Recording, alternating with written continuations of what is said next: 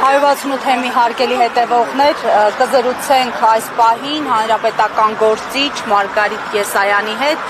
Տիկին Եսայան, հասկանալի է, որ լսումների եք շտապում, ամեն դեպքում նախ փոքր անդրադարձ ակնկալիքներին։ Ակնկալիքները պիտի լինեն մեզնից յուրաքանչյուրից եւ մեր ամբողջ ժողովրդից եւ մեր հասարակությունից, որովհետեւ այս կառավարությանը անվստահություն հայտնելու գործընթացը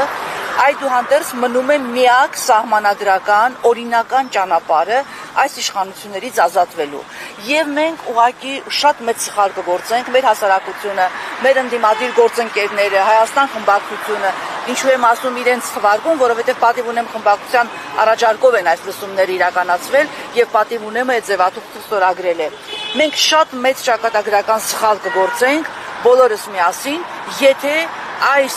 անվստահության գործընթացին նոր թափ չհաղորդենք, ճիշտ ուղղություն չհաղորդենք եւ չհաջողենք, որտեղ այս իշխանությունները այլևս Հայաստանի Հանրապետությունում դարձել են ոչ միայն երկիրը պետությունը հանձնող, այլ դարձել են մահ բերող, սպանություններ բերող, ահաբեկչություն իրականացնող իշխանություններ։ Այս իշխանության դատաիրավական համակարգը ամբողջովին գտնվում է մեկ մարդու ձեռքին, այս իշխանությունը իրականացնում է երկիրը այսպես սահուն թշնամուն հանձնելու գործընթաց, այս իշխանությունը իրականացնում է հայ ժողովրդի միջից հայկականությունը, հայկական գենը վերացնելու գործընթաց։ Դրա համար մենք բոլորս պիտի ամեն ինչ անենք, որ այս իշխանությունից օր առաջ ազատվենք եւ իմ սկզբունքն է ազատվել սահմանադրական ճանապարհով։ Իսկ այդ ճանապարհը այսօր եւ միշտ եղել եւ մնում է այս կառավարությանը անվստահություն հայտնելու գործընթացը եւ մենք դա անելու ենք, որովհետեւ հակառակը Հայաստանի Հանրապետության չլինելն է։ Դրա համար ես կոչ եմ անում մեր հասարակությանը, մեր ժողովրդին, բոլորին, ովքեր նայեմ նրանց, ովքեր հայտարարում են, որ իրենք քաղաքականությամբ չեն զբաղվում,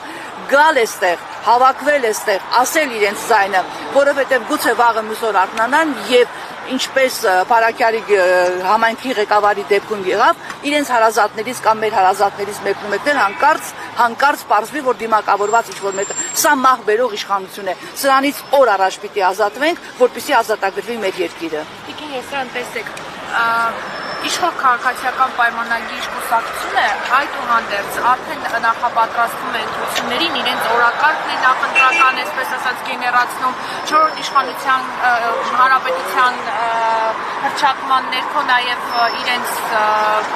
քաղաքացիական պայմանագրի թեզերն են առաջ տանում եւ ասում են օրինակ ընդդիմության օրակարգը, ընդդիմությունը օրինակ հակընդդեմ ինչ են ներկայացնում։ Ընդդիմության օրակարգը, կոնկրետ մեր օրակարգը այս կառավարության անվստահություն հայտնելն է։ Ես էլի եմ ասում, մենք գնալու ենք սահմանադրական ճանապարհով, մենք փողոցային պայքար, բռնի ուժի կիրառում, նման կոչեր մենք երբեք չենք անելու, որովհետեւ մենք հասկանում ենք պետության եւ պետականության կարեւորությունը։ Մենք փողոցով իշխանությունը փոխելու ենք միայն փողոցում կանգնած մարդկանցով, բայց ներսում լինելու է անվստահության գործընթաց։ Ներսում պարլամենտը իր խոսքը պարտադիր պիտի ասի։ Իսկ ինչ վերաբերում է ձեր դիտարկմանը, որ ԿՊ-ն այսօր պատրաստում է ընտրությունների եւ այլն, այո, ԿՊ-ն պատրաստում է ընտրությունների, որովհետեւ ինքը իր տնային հանձնարարությունը իր շեֆերից, այսպես ասած, դեռ չի իրականացրել ամբողջովին, ինքը Հայաստանը դեռ ամբողջովին չի հանձնել թուրք-ադրբեջանական տանդեմին, այո, նրանք պատրաստում են ընտրությունների եւ մեր ժողովուրդը իր ձայնը պիտի ասի։ Մենք չպիտի սպասենք, որ գնանք 26 թվականի հունիսին եւ ընտրենք կամ չընտրենք ԿՊ-ին։ Մենք պիտի հիմա դա անենք եւ այդ հիման պարտադիր է, որ այսօր լինի, որքան շուտ լինի, որքան օր առաջ լինի, այնքան այս երկիրը, մեր երկիրը կփրկվի։ Սա պիտի հասկանա յուրաքանչյուրը։ Ես ինչու եմ այսպես էմոցիոնալ խոսում, որտեղ իրականում մենք կանգնած ենք ճակատագրական վտանգների առաջ։ Մենք կանգնած ենք եւ յուրաքանչյուրս մեր ընտանիքներով, մեր հարազատների եւ ամբողջ հայ ժողովրդի ճակատագիրն է այսօր որոշվում, հասկանում եք։ Դրա համար օր առաջ ընդդիմության օրակարգը հետեւյալն է. անվստահության գործընթացը հասցնել տրամաբանական վիճակի, երկիրը ազատագրել եւ նոր ձևավորվող ժամանակավոր կառավարության ղեկավարությամբ գնալ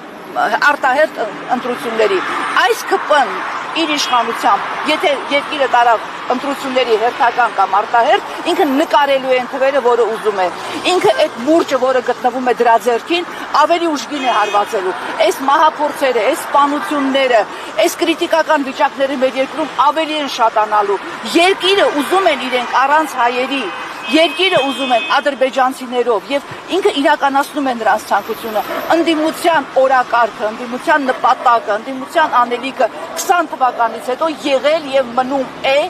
իշխանափոխությունը, այս իշխանություններից ազատվելը, իսկ սահմանադրական ճանապարհը ելի եւ միշտ 100 անգամ պատրաստ եմ կրկնել, այս պահին եւ միշտ մեկն է անվստահություն հայտնել այս կառավարությանը եւ ձևավորել նոր կառավարություն։